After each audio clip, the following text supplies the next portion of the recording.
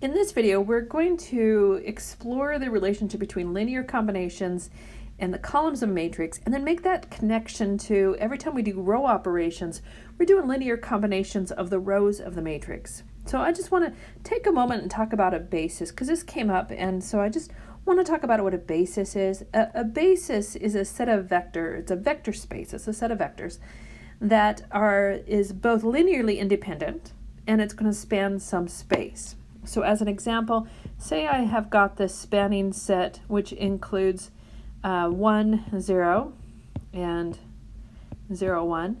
Now, what I know is that just by inspection, these are linearly independent. If I put this into a matrix,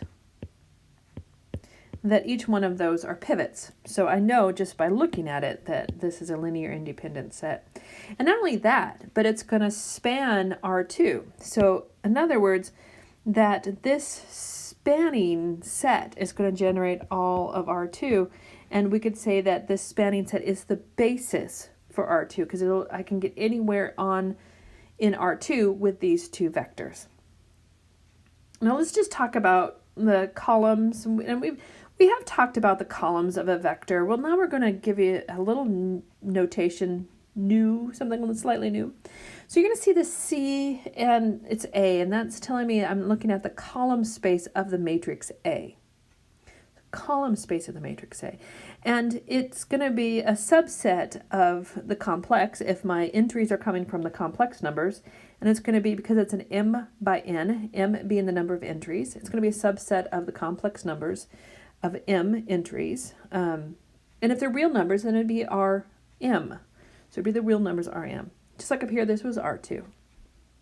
So I want to think about the fact that column space is something referred to in some books as the range. We're going to come back and explore that a little bit further.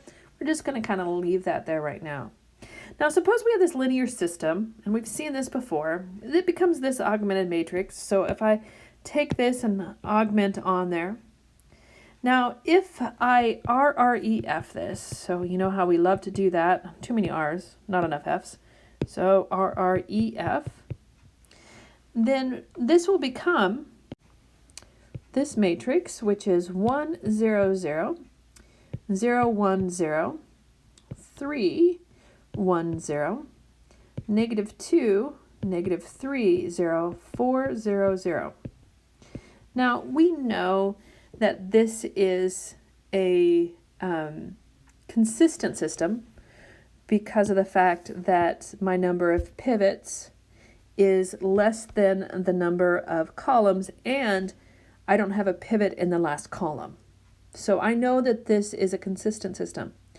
What this tells me, because this is a consistent system, this tells me my vector B here, so remember we have B as being the constant, that means my vector B is actually in the column space of A. So let me say that again. If I do my linear system and I RREF it, I reduced row echelon form, and that should be an F, not an R. I just got really excited about the R's today. That should be an F. So going back to what I did, so easy for me to, as you say, birdwalk. I get easily distracted. Oh, squirrel. Anyways, let me say this again.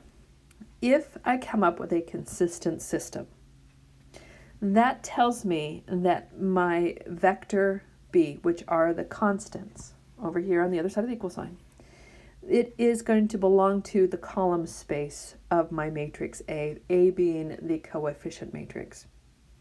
So if I have a consistent system, this is going to be a linear combination of the columns in my original coefficient matrix. Now, if we look at the exact same matrix with the coefficient matrix, I should say, it gets thrown into a matrix and we reduced row echelon form, and it becomes this. Now, this one is inconsistent. Because this one is inconsistent, you can see that when I put that into reduced row echelon form, my pivot's in the last column, which is where my constants should be.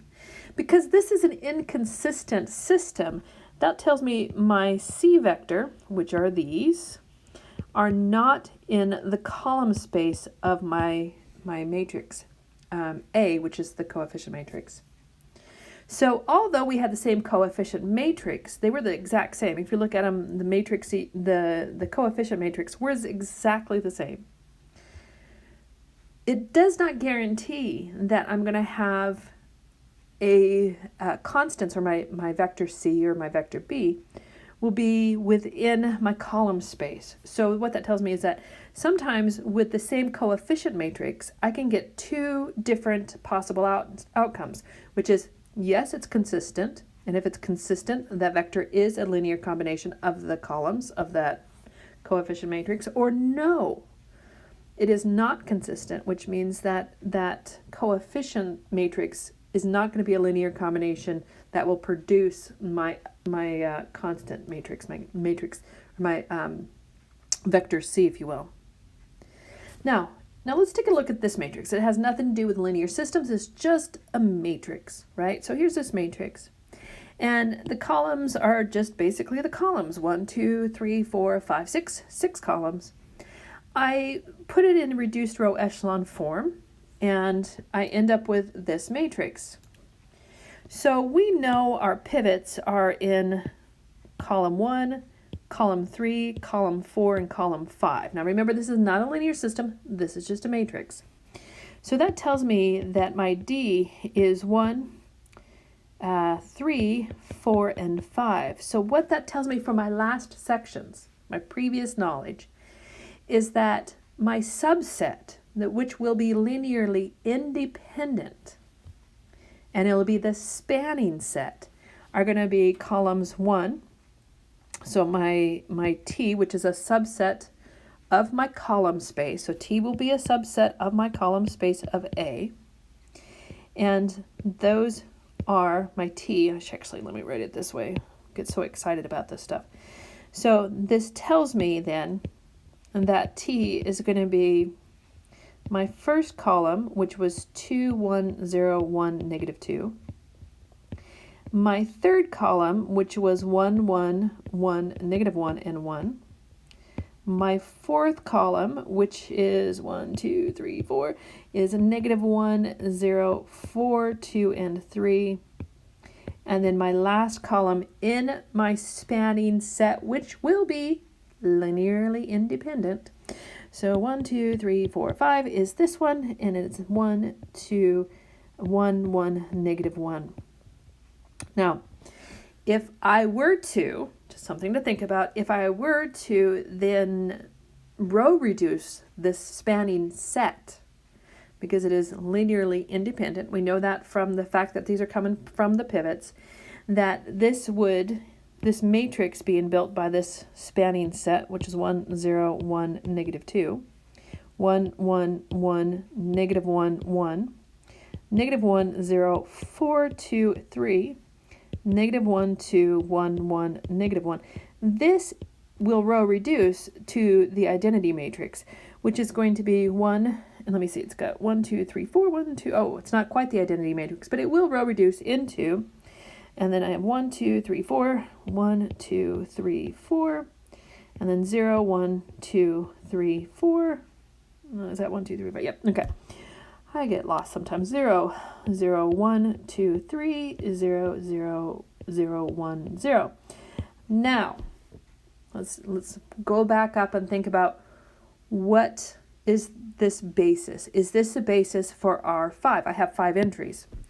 1, 2, 3, 4, 5. I have 5 entries. Is this the basis for R5? And the answer is no, but it could be the basis for R4 because I have 4 pivots. I have 4 vectors, and so I could say that this is the basis for R4. So it is. I could say this is the basis for R4, but I can't say it's the basis for R5 because I don't have 5 vectors that are linearly independent. I only have 4. And I need to have the same number of vectors as I have entries for it to be the basis of that number set. So this is a basis for R4 at best. It's not going to be the basis of R5. All right. And we also know that these are going to be linear and independent. And so what I could say is my column space could be wrote as being the span within the span of A, or excuse me, T. T is my spanning set, and remember when I use this notation, I'm talking about the span, that's all of the linear combinations. And because T is a subset of the column space and T is linearly independent, then T will generate all of the potential columns in the matrix A with linear combinations. So now let's take a look at this example here. I don't know why that didn't follow up there. Okay, so when I take this and I row reduce into reduced row echelon form, and it looks like this. Now what we know is that the column space of A is going to be generated by T, where T in this case is going to just be the first two columns. So 1, 2, 1, and negative 1, 1, 1. Again, if I were to put this into a matrix, my columns, my vectors, my spanning set, T is my spanning set. If I were to put that into a matrix and 1, 2, 1, negative 1, 1, 1, and I were to reduce row echelon this, then I'd end up with 0, 1, 0, 0, 0, 1, 0. And that tells me at best I'm going to get R2 because I have two entries that are linearly independent in the two vectors that I have. I have a third row, but we ignore the row of zeros. So at best we can have this be a basis for R2, not R3, although I do have three entries. It is not. And if I wanted to see if this generated, to show that this generates not just by the RREF form, let's show that this does not actually generate R3. And the way in which we would do that is, let me do this again. Let me just pick any vector. Any vector. The easiest vector, of course, is 1, 2, 3. So let's just pick some vector. We'll call it B. And here's my B vector, and easy 1, 2, 3. Now, again, I'm talking about real numbers. So this is going to be true if you are using complex numbers. I'm going to be working with real numbers. And so if I take my original columns, which is 1, 2, 1, negative 1, 1, 1, 2, 1, 0, and I augment on my vector there. When I row reduce echelon form this augmented matrix, I'm going to get this. I'm going to get 1, 0, 0, 0, 1, 0. Okay, cool. 1, negative 1, 0. So it's looking good. And then I get this. See this? That means that this is not consistent. That means this vector B, which is any vector B that's non-zero, this vector B, which comes from the entries, come from the real numbers, I end up with the fact that this B is not in the column space of A. That means that this is not going to be the basis. Even though I have three vectors and three entries, this is not going to be the basis for R3, not R3.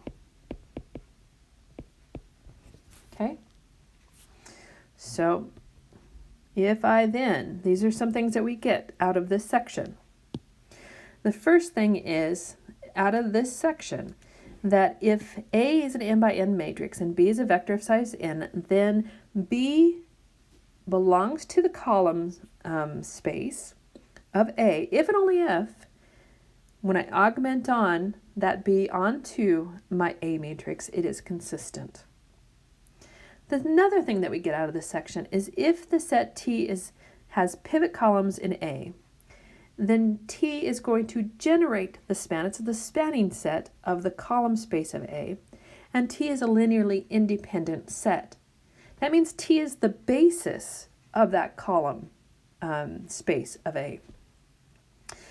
If A is a square matrix of size n, and A is non-singular, if and only if, the column space of A generates the Cn if my entries are from the complex, or Rn if I am in the real numbers.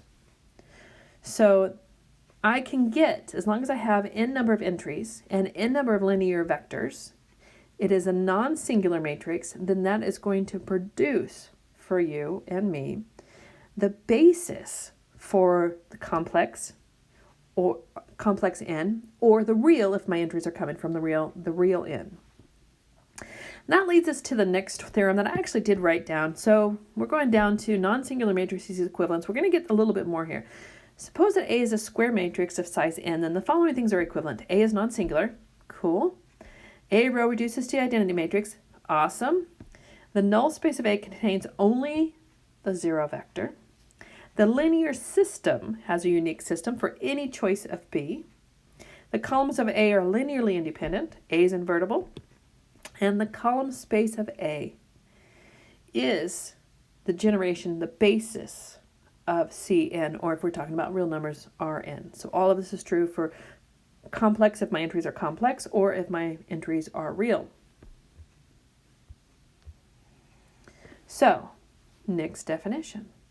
Let's start talking about the row space, because we've been talking about the column space, lots of column space. If we start talking about the row space, we know we can do linear combinations. That's how we get to RREF form in the first place, right? So we know the row space of A is the column space of A transposed.